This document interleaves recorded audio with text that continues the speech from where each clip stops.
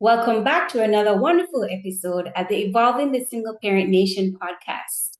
Today we have a wonderful guest. His name is Norman McGee, a seasoned real estate broker, investor, and entrepreneur with over 25 years of experience.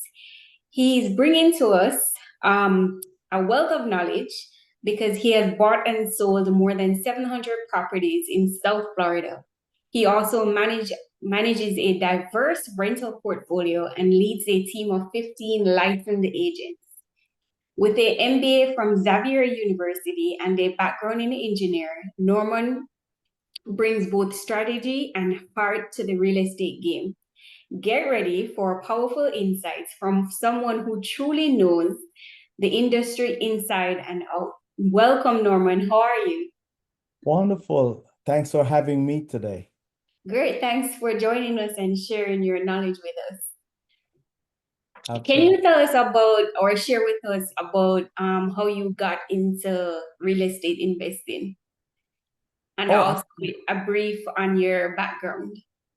absolutely, absolutely. Well, I'm originally from Jamaica, relocated to New York City at the age of 20.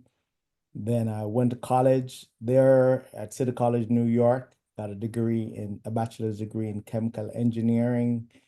Fortunately, I got a scholarship while I was there to work at from Procter and Gamble. That's a huge company in Cincinnati, Ohio. Went for interview with them. They gave me a job offer. So I graduated from college, walked straight into a job, and got my dream job there. Spent 7 years there working as a project engineer in a world-class, first-class environment. They taught me success. I would never trade that job for anything. Mm-hmm. They taught me how to be a professional. And when you're working with a lot of folks from Ivy League schools, from the Harvards, the Stanfords, the Yales, MITs, you name it, always in a world-class environment, and you don't have a choice but to learn how to be successful. So while I was there, though, I realized that there's way more to success than just having a job. And I kind of went through a whole period of I call it my renaissance. I Mm-hmm. said, I need to understand where do I want to be in life? How do I want to live my life and so forth? Because I realized I could be a whole lot more than just learning how to pay bills, not being a broke college student anymore. Uh, Mm-hmm. Traveling all over the world with them. I had the luxury of spending a lot of time in airports with time on my hand to read books.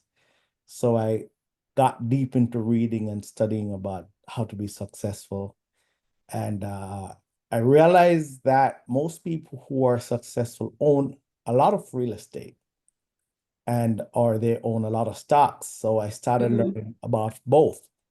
And I realized real estate was very doable and reachable for me. And I got deeply into it, bought my first property. I made like $13,000.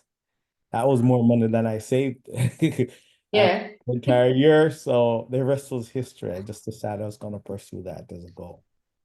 Okay. What was the book that changed? You said you read a lot of books. What was the book that changed that Oh, did it for you? absolutely. Think and Grow Rich by Napoleon Hill. That's the Wow. number one all-time book. Yeah, and then, What's in that book that actually stays with you? well, you realize that everything happens in your mind. Imagination is your greatest power. Mm-hmm. And think you can be and you can do. And that's when I realized that I was successful at Procter and Gamble, not because of Procter and Gamble, but because I had it in me. So Mm-hmm. I could be successful outside of Procter and Gamble, just like how I was successful there. So I started to have a lot of faith, which is a big part of that.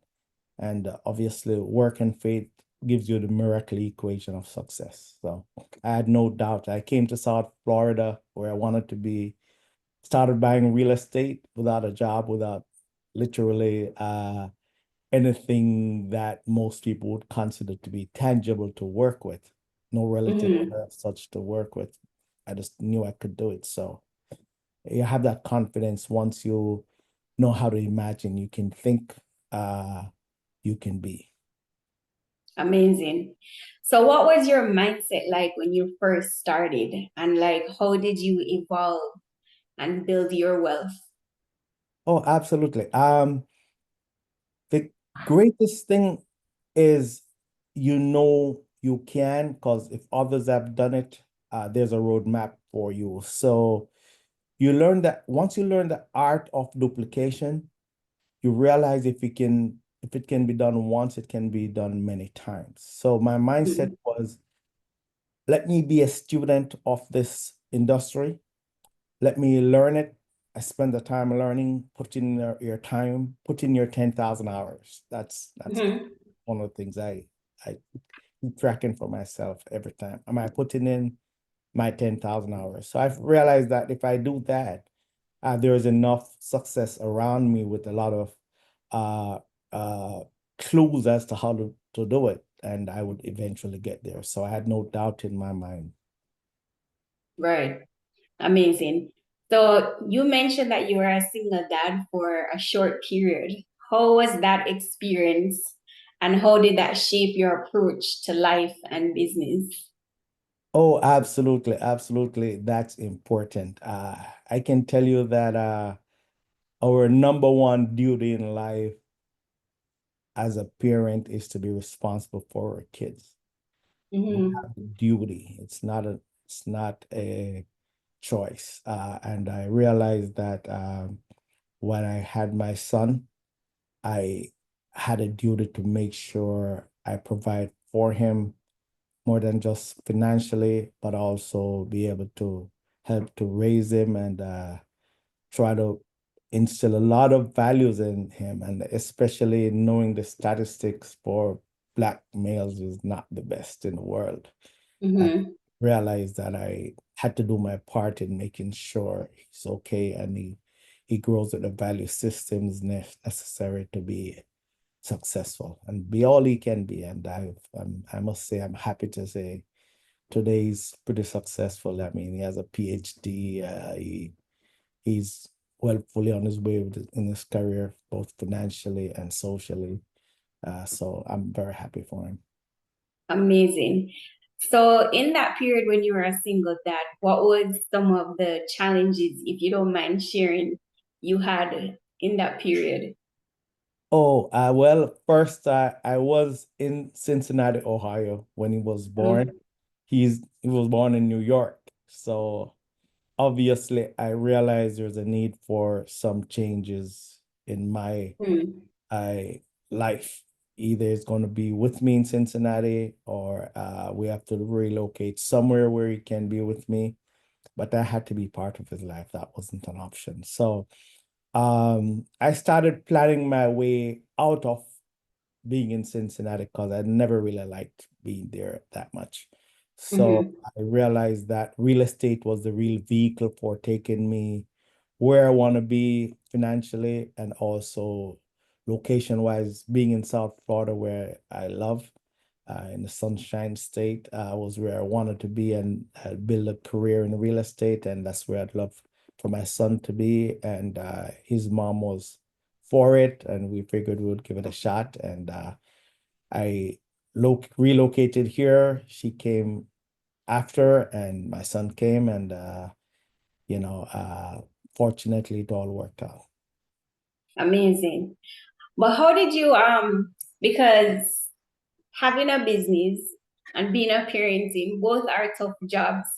How did you balance both parenting and the demands of being an entrepreneur? Yes, that's extremely challenging because I can say, as you know, the routine with kids having to go to school, picking them up from school, uh, Mm-hmm. learning to play sports, being involved in the community, having extracurricular activities that are all important parts. I must say, it was a very challenging time-wise, probably more than financially, because fortunately real estate was working out pretty well for me.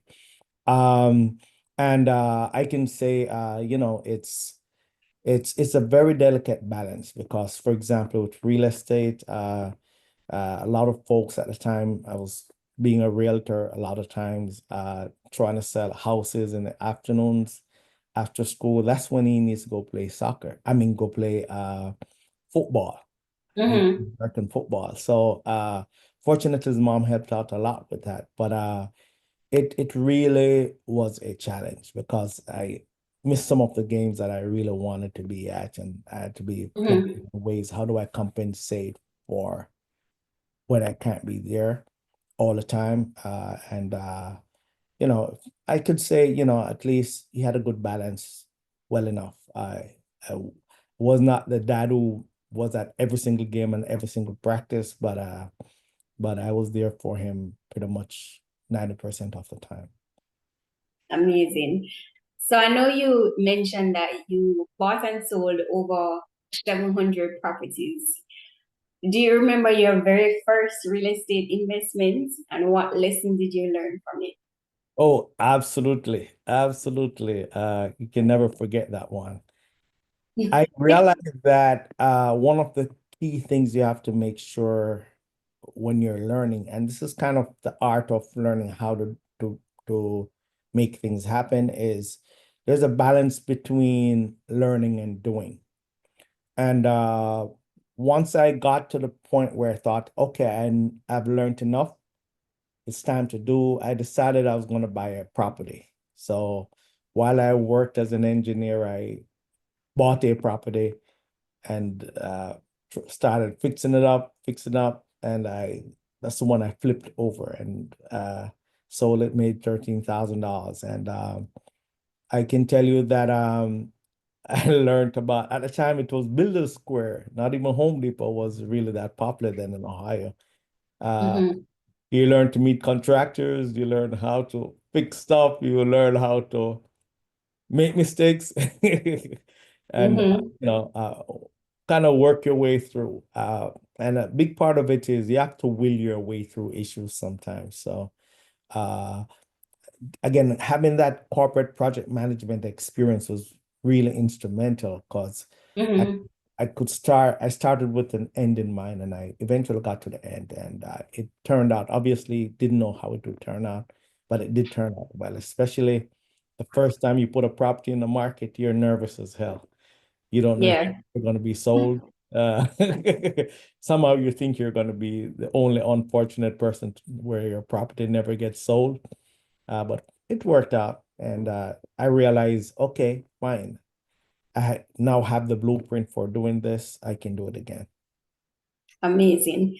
So I come across a lot of single parents, they're wanting to build the generational wealth through real estate. So if a single parent was looking to start in real estate, what would be some of the first steps they need to take? First, all the time is educate yourself. I'm a huge believer in education. As I've said earlier, if you can spend the time to learn something that someone else has done, uh, you have a success blueprint to work with. All you have to do is figure out how to duplicate it. So Mm-hmm. say spend the time to learn. A big part of learning in real estate is networking with other folks who are doing it. Mm-hmm. One is get some real knowledge from a guru or someone you think knows it. Try to join like a real estate investment club. Get to meet other people doing the business, and it's just there are many clues around you as to how to do it because there are a lot of people who know how to do it. Okay. So I know you were the first person. I actually heard this word or phrase this week on Monday, and but you were the first person that told me this. Can you explain paralysis of analysis? Absolutely. The difference between educating yourself and paralysis of analysis. Great. That's a very important thing to understand the difference between, because a lot of folks are learning, but learning in real estate especially involves action, because half of what you learn theoretically will be relearned in a different way when you do it practically.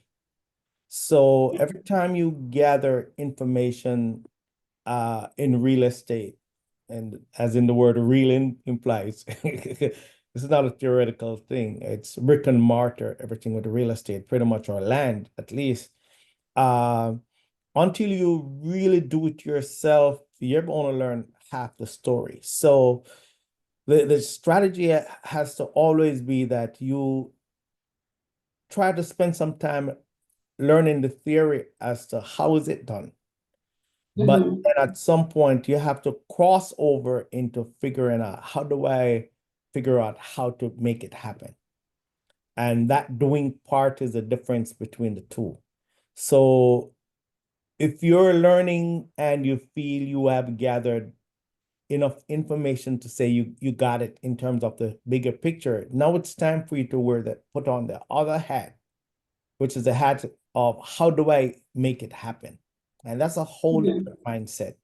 If you don't make that switch over, all you're doing is going around in circles trying to gather every single piece of information, and you will never, ever have every single piece of information.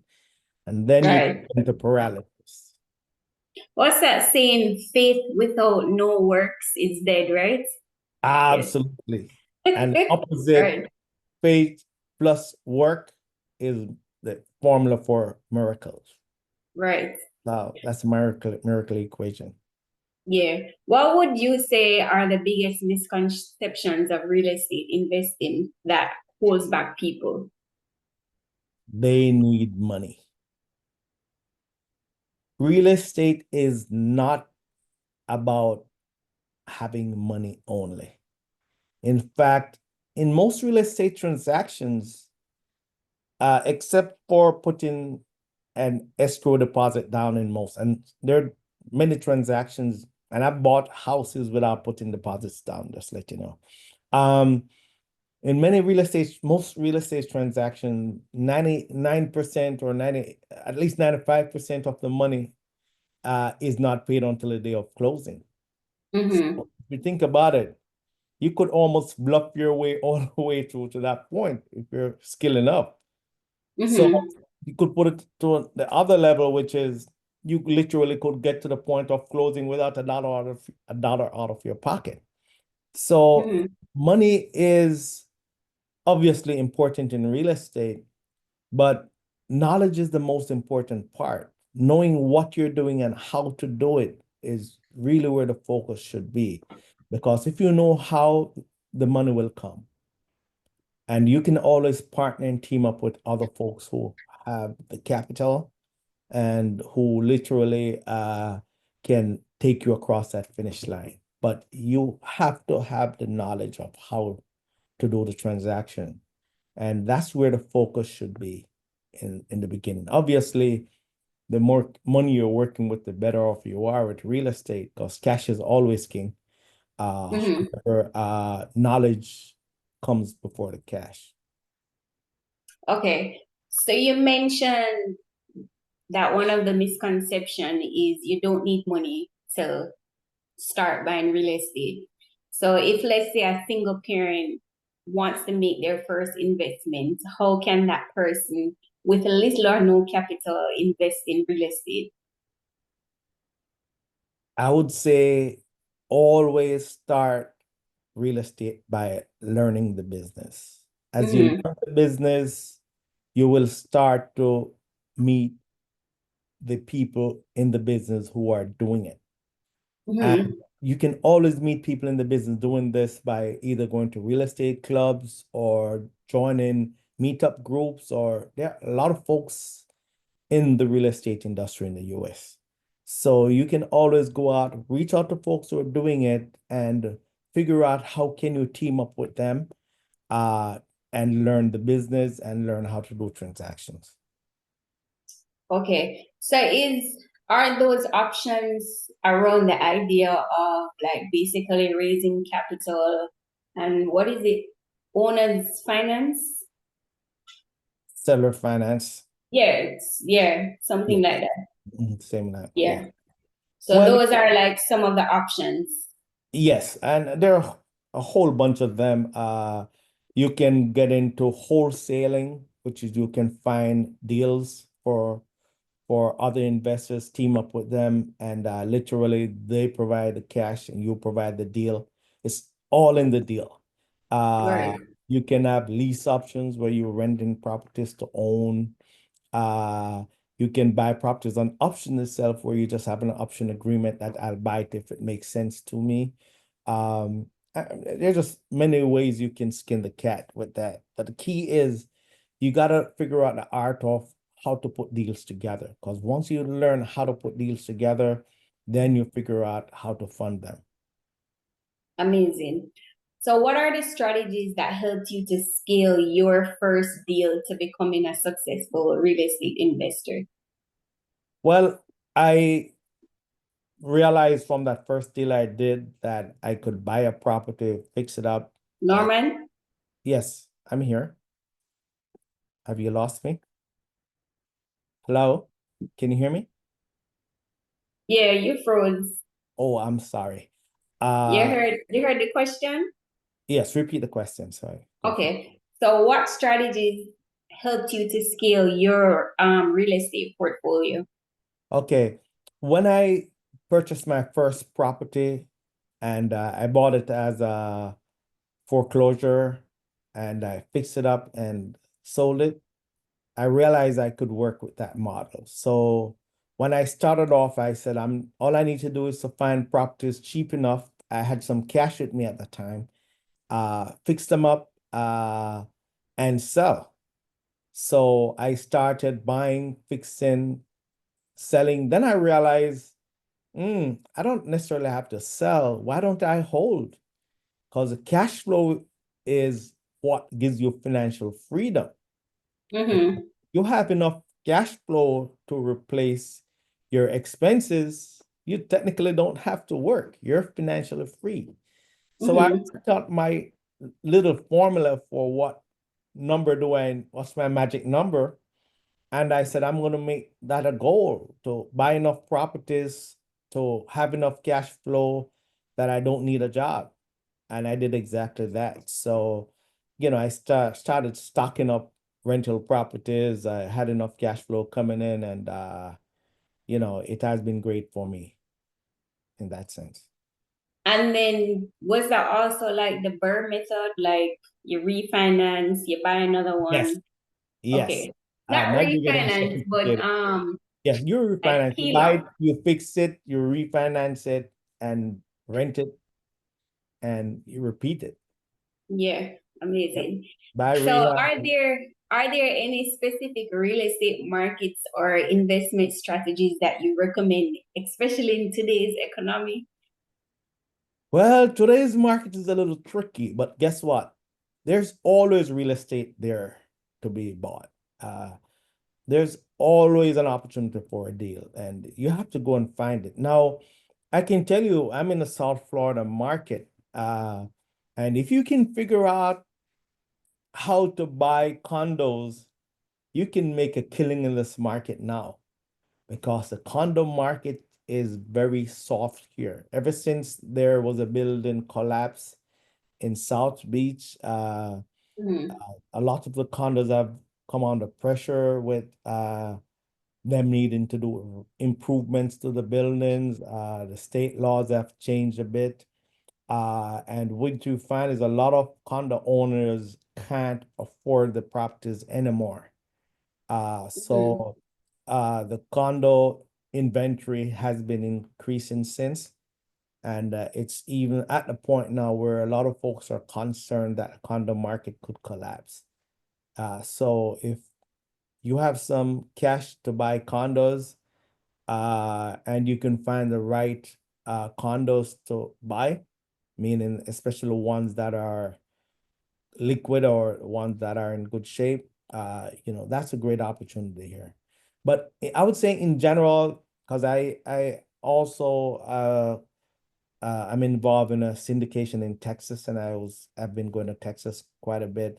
I noticed there are markets that have a lot of emerging markets around them, depending on where you live. The opportunity seems to be a lot in the emerging markets because the main Mhm. markets, the main big cities are grossly overpriced sometimes. But if you go a little on the outskirts, you probably can find decent opportunities because those markets are getting more and more expensive. So, everyone, I would say that if you have interest in a specific community, start to meet people in the community who are doing real estate, and then you'll see what's the best strategy. That always works because those folks always go where the money is.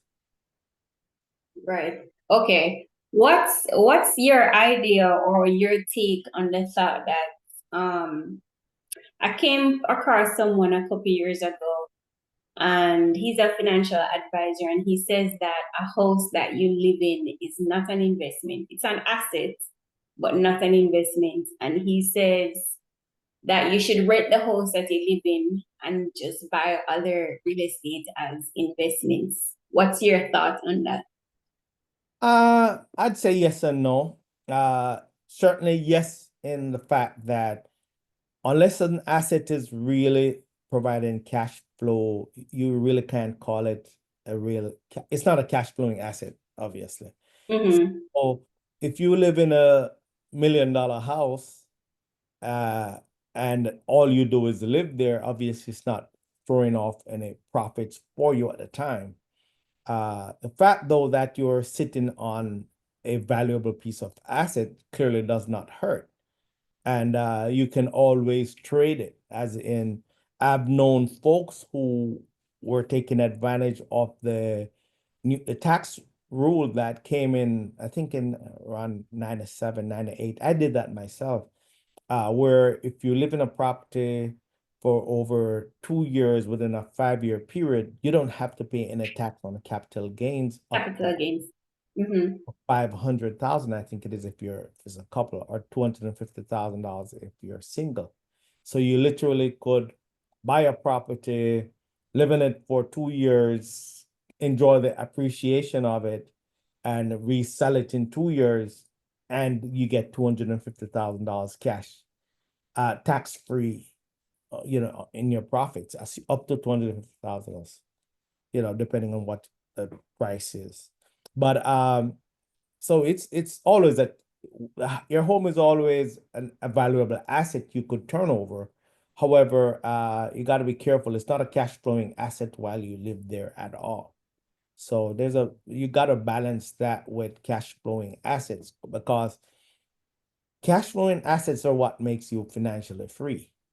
So Mm-hmm. if you have enough cash flowing assets to cover all your expenses, it doesn't matter what value your house has, because you can always live off that cash is the assets are throwing off. So Right.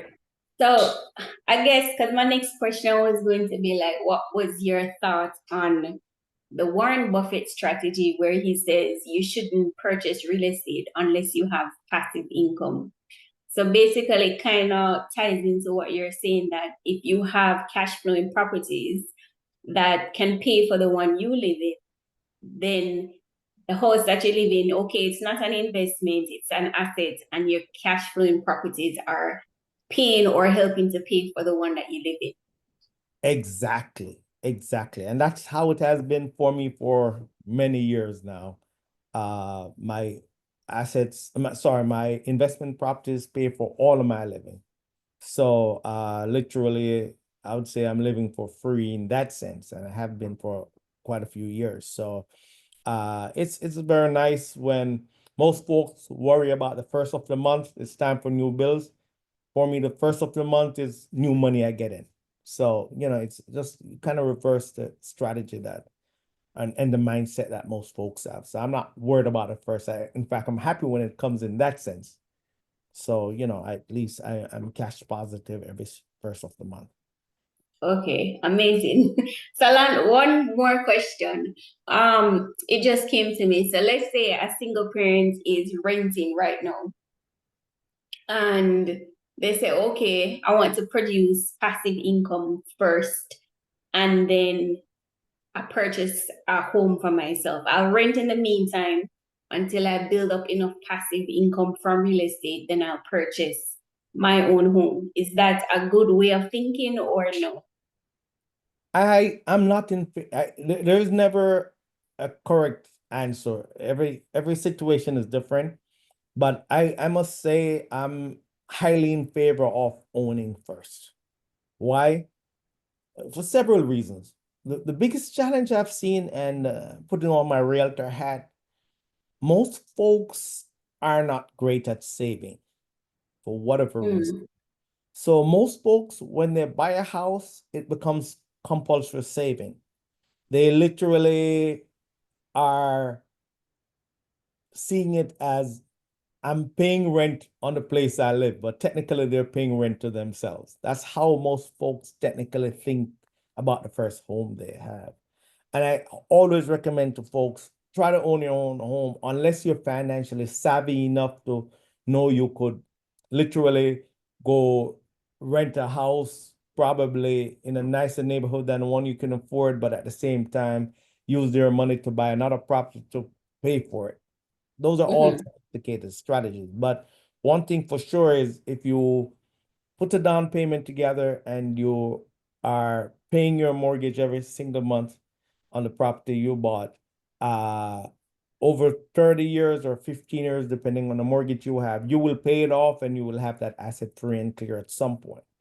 So it's mm-hmm. almost a safer conservative approach that you just can't go wrong with. And I tell most folks, no matter what life brings you, unless you fall on real hard times when you can't afford to pay the mortgage and you lose the property.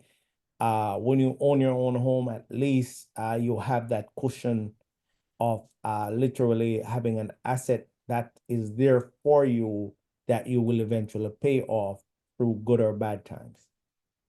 Okay, amazing. So what's your take on rental properties versus house flipping, real estate, commercial real estate, and the Airbnb? I kind of feel like the Airbnb is kind of like it's not the thing now. What I'm hearing is syndication and boutique hotels. Okay, well, I can give you my 2 cents. First, I've never done an Airbnb. I've explored it a couple of times, but never really got sold on it fully.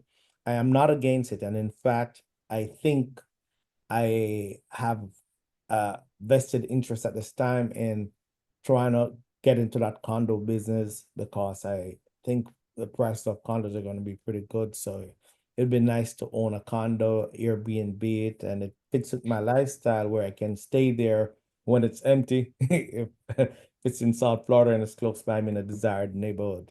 So, I'm not against Airbnb. I can tell you though, the main reason I've not been into Airbnbs is uh I think it's a clearly a business model of renting short term that you have to be on top of. And I've been a little lazy with monthly rentals that I don't have to think about, and I kind of got used to that. But I've done a lot of rentals. That's my mainstay. Uh, that's my cash cow. If you find good properties, you can rent them and you have long-term quality tenants. They're paying your mortgage for you and you're collecting money every month. So to me, that's a win-win all the way. So no matter what, I'll always have a portfolio of rental properties to take care of my retirement plan. Put it that way. That's the way I look at it. Um, Mm-hmm. I have commercial property. That's a different animal.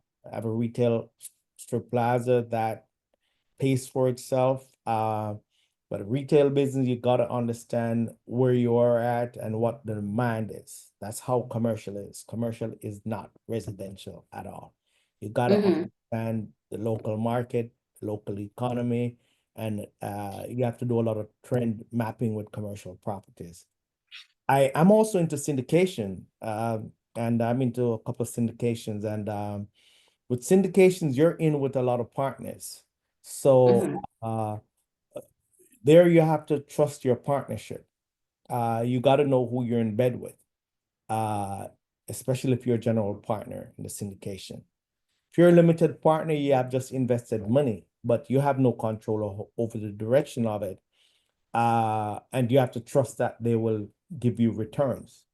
So that syndication model works just as well as others. But again, you got to spend the time to learn those models because they are very sophisticated. You Mm-hmm. your shirt in those businesses, or you could make a fortune. But you got to spend the time knowing both your partnerships, who you're involved with, and also the markets in which the properties are in. Um, I've never done the motel business. I have been exposed to it through folks who have brought properties to my attention, but I've never done any, so I can't speak on behalf of that. To me, it's almost in the category of Airbnb where you got to understand that cycle of short-term rental. Because then you're running a model of you have to be able to take care of maintenance, seasonality. You got to understand where your customers are coming from year in, year out. So, but I've never done that business. Okay, here's our off the wall question. What are your thoughts on the passive businesses like a car wash or a laundromat? Well, I'm actually a partner in a laundromat, so that I Mm-hmm. know about. It works. Those passive business, they're a real cash cow if they're working. Now, again, all businesses, you got to do your homework because they are going concerns. If you have a laundromat and one opens next door, you could have a real problem on your hand. Okay. I've been looking to self-storage business likewise. If one of the big guys come and open a big outfit next to you and they have a promotion of $1 per month for the next 6 months, guess what? There goes your business. So you have to do your homework with these things, but they work. I've been in a laundromat as a partner for probably going on 15 years now, and it works. I get my checks. My partner he's the main. He has other laundromats, and that business works well. I understand that business, and it's one of those mainstay businesses. It has some seasonal factors to it, but Mm-hmm. the reality is folks are always needing to do laundry. So, no matter what the economy is, they're always doing laundry. Okay, I have two more off the wall questions. So let's say that somebody has the idea of they want to invest in real estate and then they want to do a car wash and a laundromat. Do you think that's a feasible, diversified portfolio, or you don't think it's a wise thing to diversifying like different avenues? I am all for diversification because, as I said, I'm in different businesses and I've been in other businesses. So I'm all for diversification. The thing I would say to everyone who wants to diversify, first thing, make sure you have a main business you understand. You Mm-hmm.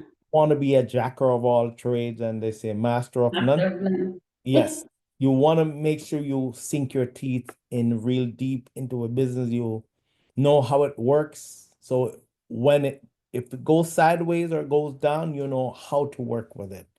Um, but don't spread yourself too thin if you don't know what you're doing. I would say don't do them all at once. Get into the first one, make that your mainstay that you know and you understand.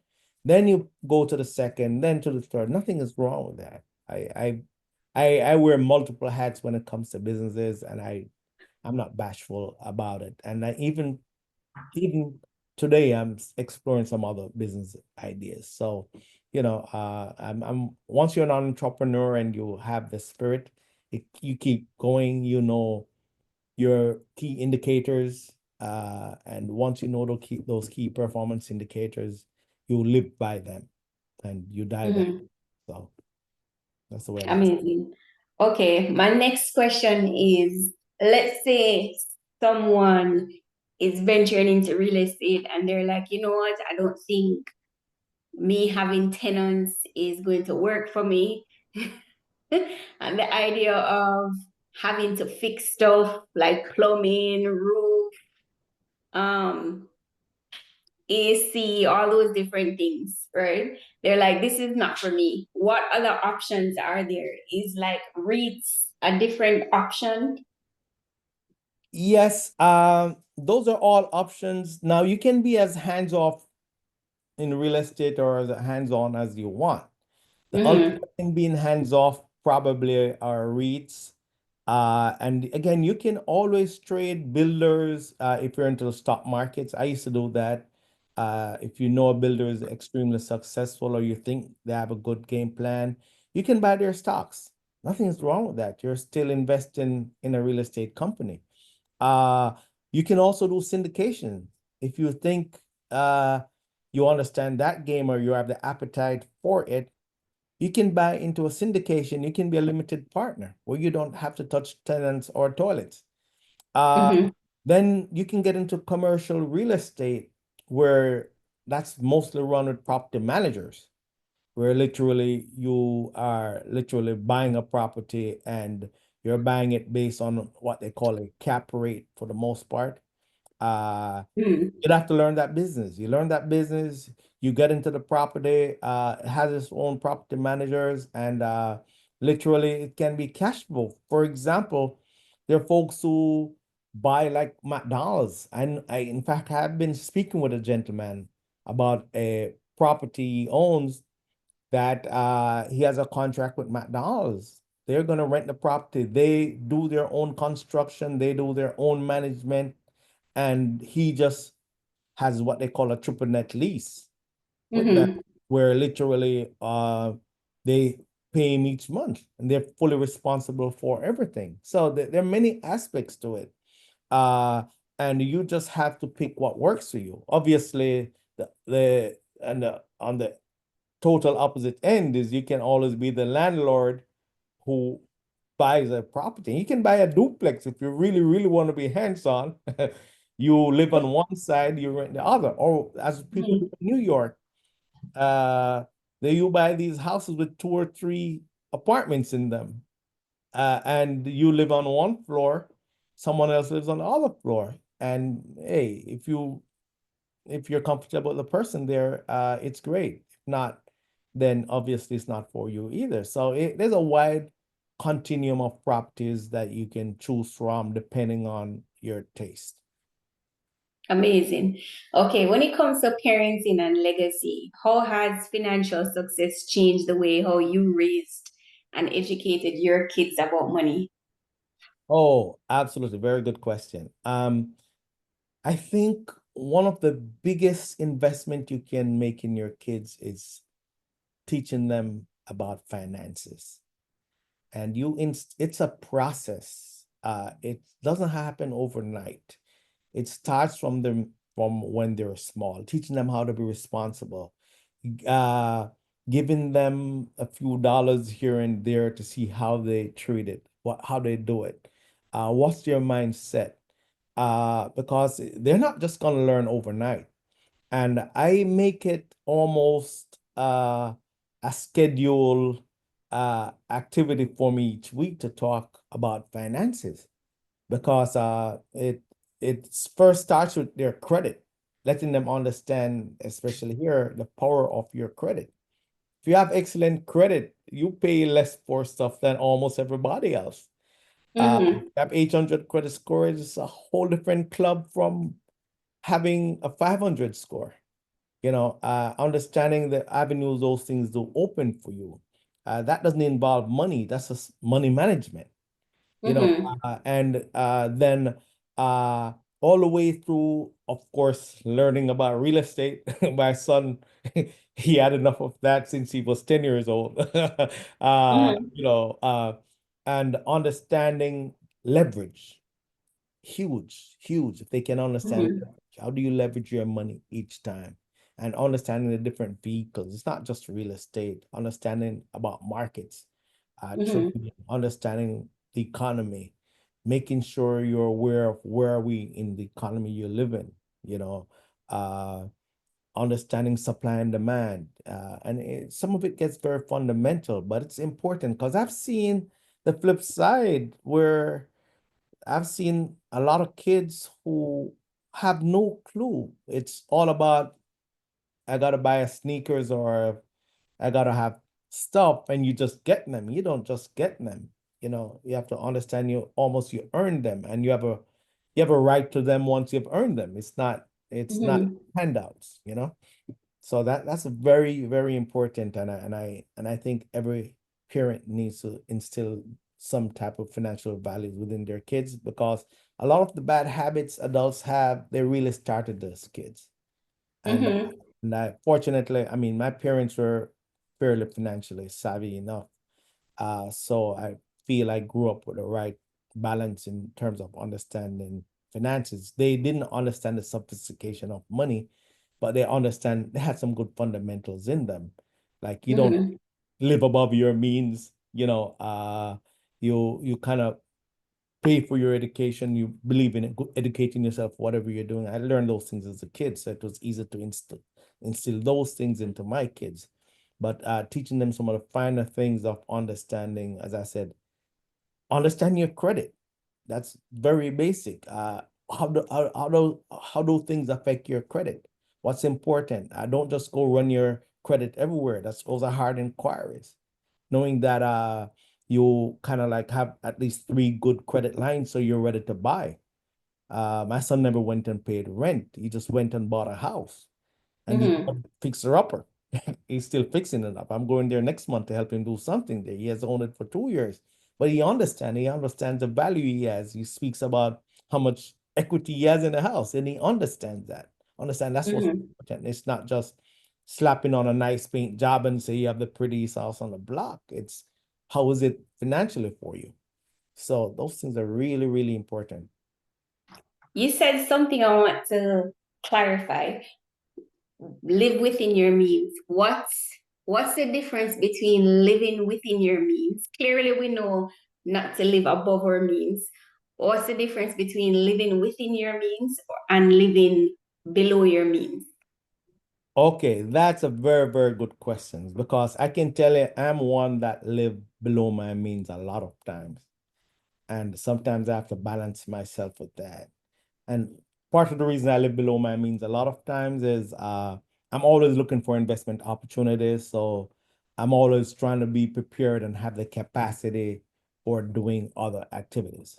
You know what I mean? For example, I'm doing an improvement on a commercial property now, and that's for a grant I got that I applied for 2 years ago, and it just sprung up on me a couple months ago, and I just had to take action then and there, otherwise I'd lose it.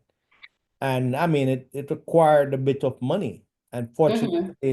fortunately, I at least had some reserves for the way for it. So when that happens, I'm like, well, it's probably good I was not out splurging at the time, because then I would have missed that opportunity. But to me, yes, you have to balance between living uh below your means and living uh kind of like an Within. affordable lifestyle within your means. I One thing I truly, truly, truly believe in, I I'm a true believer in vacations, and I splurge on vacations, and Me too. I It's can't help almost like a but live for vacations. yes, that's me. I'm very cheap, except when I'm on vacation. I just love vacations, and I take a quality vacation 2, 3 weeks every year minimum. So that's just how it has been, and I learned that from my corporate days. You gotta, what they call, sharpen the saw, renewal. So that's also part of the book that I value a lot. The one about 7 habits of highly effective people. You always Mm-hmm. have to make sure you're enjoying your life. And I make sure I have that balance, because no matter what's all of this for if you can't enjoy it, or if you have not been around. Right. So I balance myself that way. But I do believe, though, we all have to have some reserves for the plan we have for our lives. And for everyone, it's different. If you have a career job and you're happy making sure you can pay your mortgage and pay your bills and have your 6 months reserves and you're fine with that, that's fine. But someone like me who's always looking for investment opportunities, I try to have a little reserve so that I literally can invest if I have to. So it's kind of a balance. It depends on where you are at. Sometimes you're living below your means, other times you're living within your means, but don't live above your means. So it's to me, Mhm. it varies from time to time, depending on your mindset and so forth. And sometimes I'm just living right at my means because every now and then I'm out of cash and I have to keep it moving until I can rebalance myself. Amazing. Do you find sometimes you're like you're living below your means and you come across something and you're like, should I treat myself? Yes or no? Do you like have conversations with yourself about stuff like that? Absolutely. And I don't mind taking that chance because don't forget you always have to create a buffer for yourself. For example, my ultimate buffer always my credit cards. I pay off my credit cards every single month. But guess Mm-hmm. what? If there's 1 month I can't pay it off, or I need to go charge something that I'll have to pay in 2 months instead of this month, I'll do it. Uh, Mm-hmm. I don't have a problem with that because I believe I know I will be able to do it. And sometimes you have to stretch yourself, obviously. It depends on where you are in your comfort zone. So Right. but it has to be a balanced, calculated decision. And I have those conversations with myself all the time. And sometimes even when I go on vacation, as to how much can I truly spend? Can I spend another $2,000 or I can? You know what I mean? And I've been on vacation and then go on another vacation in the vacation. Well, I'm not kidding. Like, for example, I went to Asia and next thing you know, I'm flying to Singapore just out of that vacation. So I'm having two vacations in one. So Right. go on a 3 hour flight and you're somewhere else. But that's fine. That's fine. Nothing Mm-hmm. wrong with that because it's calculated in my mind in terms of your finances. Right. So I feel like I'm living within my means, but I want to go to live below my means. And but to live below my means, it's almost like you're becoming a minimalist. And I don't mind having less because it's like I have this thing where I declutter every 3 months. And it's like I'm throwing away stuff that I bought that I thought I was going to need or use. And I'm like, we just buy stuff sometimes to buy stuff thinking that we're going to need it or use it. And so I'm becoming a minimalist where I'm like, if I don't need it 10 days from now or a year from now, I'm not buying it. And so the minimalist is a real lifestyle and just understanding what you really want and what's more truly valuable. Is it $1,000 handbag, $200 shoes, or for me, I like a nice vacation. Yes, yes. So And that I'm having these conversations with myself daily. Like, remember now, the lifestyle you want to live, you have to make certain decisions. well, I can give you an example for myself. I remember I bought a brand new Mercedes and at the time it was about a year before the market crashed. So when the market crashed, I said to myself, wow, in hindsight, this was not a great decision. I should have had this money to invest in properties because I've literally bought a property for $20,000 2 years after. And that was Mm-hmm. way, way less than the price of the Mercedes. I said, "Man, I Mm-hmm. should have bought three of those houses and not have this Mercedes. I could have bought the Mercedes after. Obviously, I did not know the market was going to crash at that time. Right.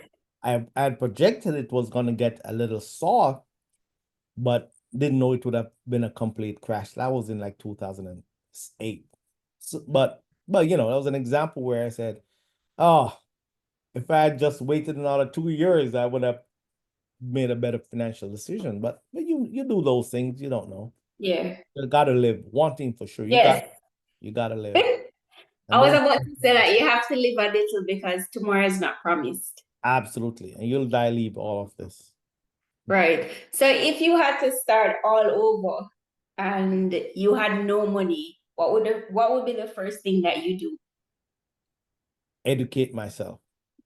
And once I've educated myself, I would take action, which is same blueprint that I've learned, which is go meet people. I join a real estate investment club or a networking group with other investors. And once you have infiltrated one of those communities, you know enough and you have enough resources around you can do deals without $1. Okay. Mm-hmm. Because I Okay. can always be a finder. I can find a property and call someone who has the money to do the deal, and there we go. So I could be a day out of jail or a day out of wherever other country I'm in or wherever I could go anywhere and do this. Because there are always folks doing this. You just have to have the right network. Amazing. Grab the knowledge. What keeps you going during tough times? I view tough times, a very good question. I view tough times as uh challenges. There's this guy, David Goggins. He's a writer. Mm-hmm. Uh, Yeah, I I heard of love him. yes, yes. I forgot the saying he has. What was it? It's slipping me right now, but it's something to He's a mental toughness person. yes, yes, Yeah. yes. Oh, you can't break me. And I say Mm-hmm. that to myself, you can't break me. And so I view it all the time when tough times come. It's time to challenge myself to go one step deeper. Einstein said, I think something to the effect of, you can't solve the problems you're facing with the same level of thinking you're at when you had the problem. So every time I'm faced with a problem, I think I need to step back and go deeper and welcome the challenge. The challenge means opportunity. It means you may have a new breakthrough above and beyond, because this is how you have most breakthroughs. You have them because something happens you couldn't solve, and you had to go deep to get to that other level.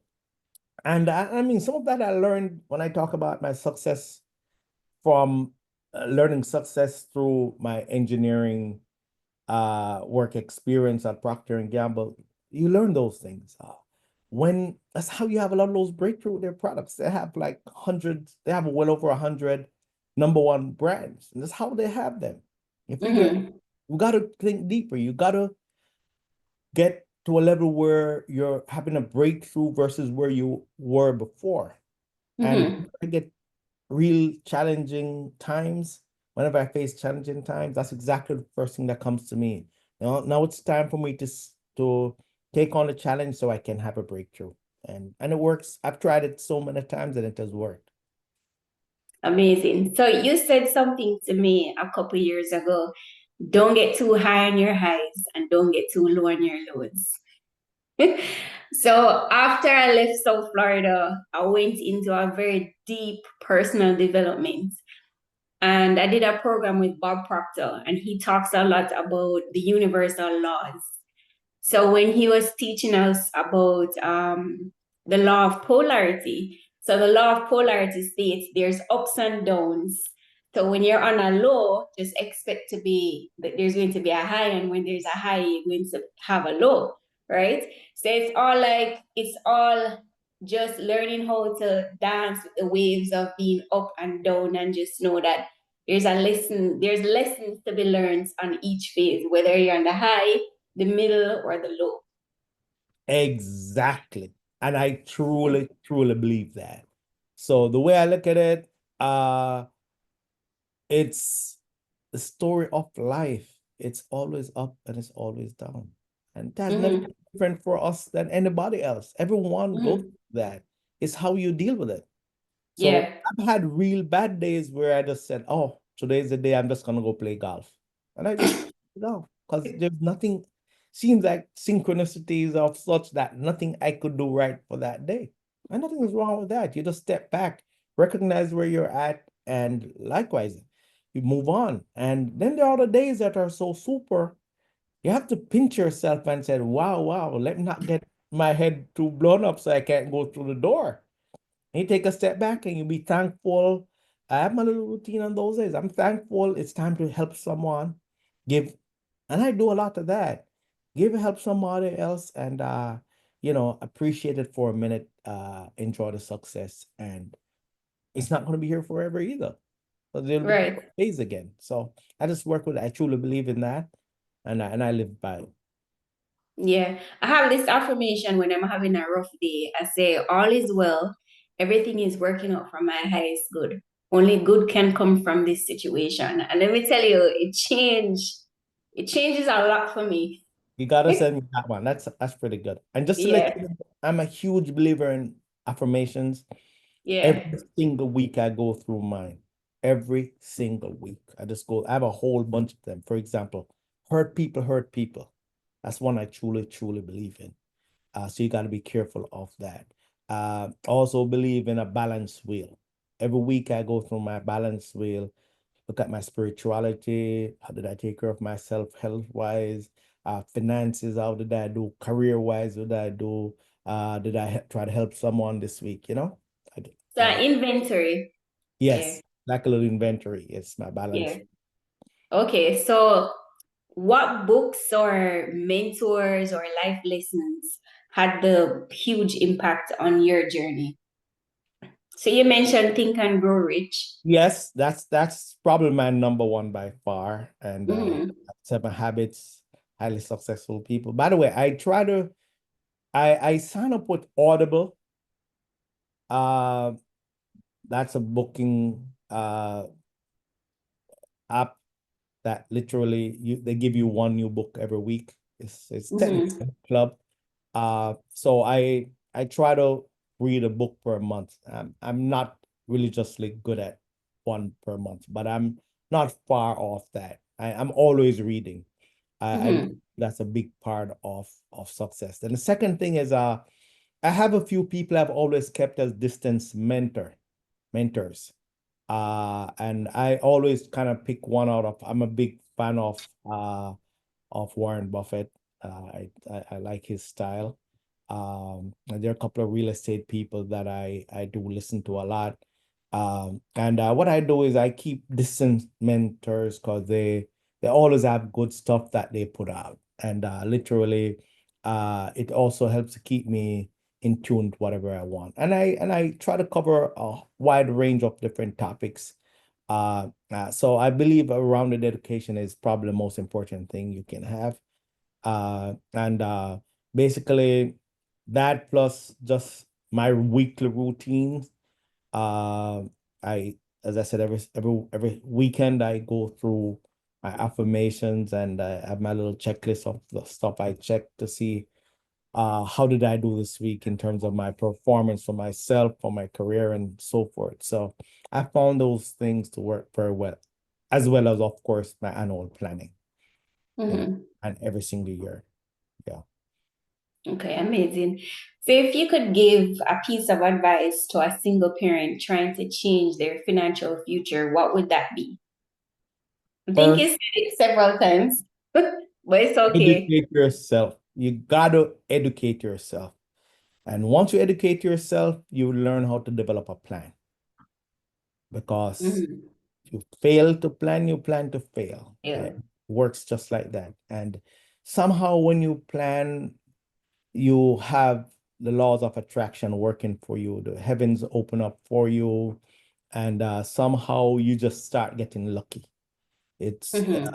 clear when you have a roadmap, you know where you're going, and you put a lot more energy into doing it, and you make sure it gets done.